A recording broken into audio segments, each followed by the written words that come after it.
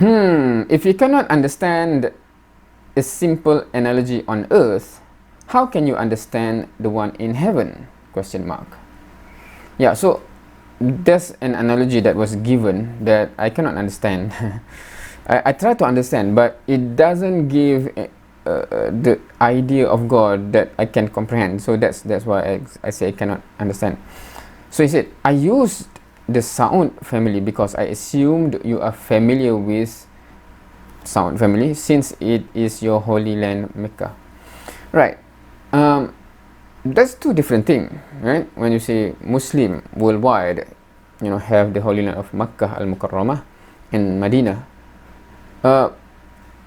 it is not the same perspective as saying the Saud family, right? So we see it totally. If you are aware, okay, should I say this?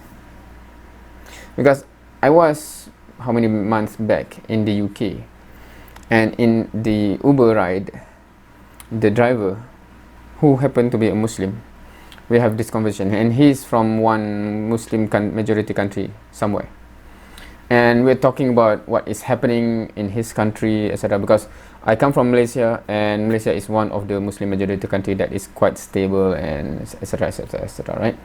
So he's saying that, in his country is totally unstable, blah blah blah blah. So there are Muslim, so-called Muslim, but he say like Satan himself is doing evil things, blah blah blah, right? And he is saying about the family that we're talking about here. I'm not going to verbally say it so that I can deny saying something like this, but because he's saying this, he's saying that guy from that family is also, he's a Muslim, but his action, blah blah blah, right?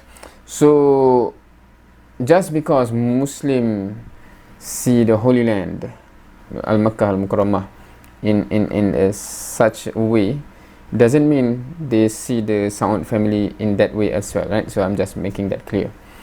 So even some do not really care about who and the family, etc. So that's why it's a distant topic to me. If you cannot understand the Crow family, what does it mean? How it works in earthly kingdom, who are symbol of what the Bible tells us, then I can't change your stone inside you. Just study the Saud, king and son, you will understand Jesus Christ and the Father relationship and status. This is what Jesus told us long before the kingdom of Arabia ever existed. Okay, so this is interesting in the sense that he's really still making a point that if you really want to understand the relationship between the Father and Jesus Christ, study the King Saud family. From what I can recall, because the father, the king, and the prince, right, will become the king later, right?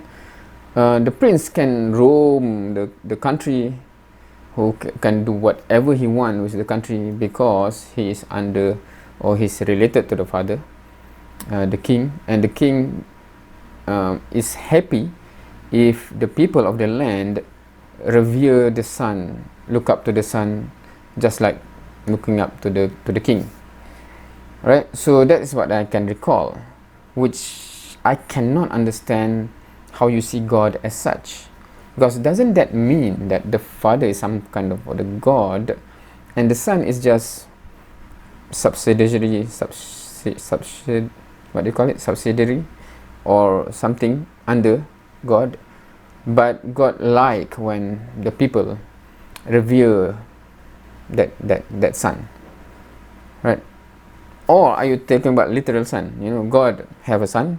Of course God would be happy if all the people praise the son, treat the son fair, etc., right?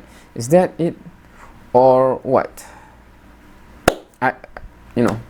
The more you emphasize on this, the more I'm wondering, what do you mean if we really want to understand the relationship between Jesus Christ and the Father?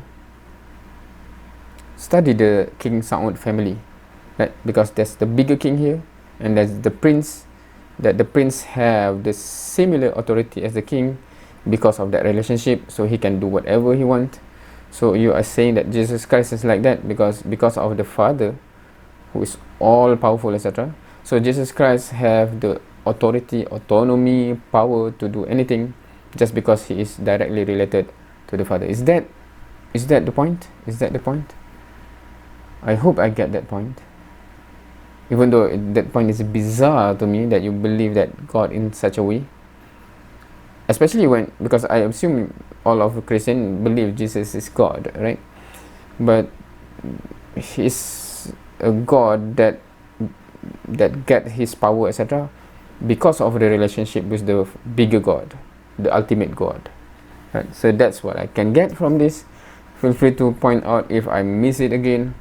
But that's how it is. If you are not the person here, feel free to read and see if I miss something here, because that's what I read, that's what I'm trying to understand, and that's how best I can understand what he's trying to tell me.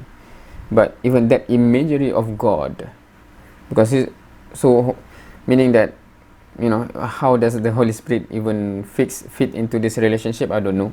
You know, it's just roaming around, seeing this two main character. I don't know. Feel free to add if I miss anything. Thank you for watching. See you next time.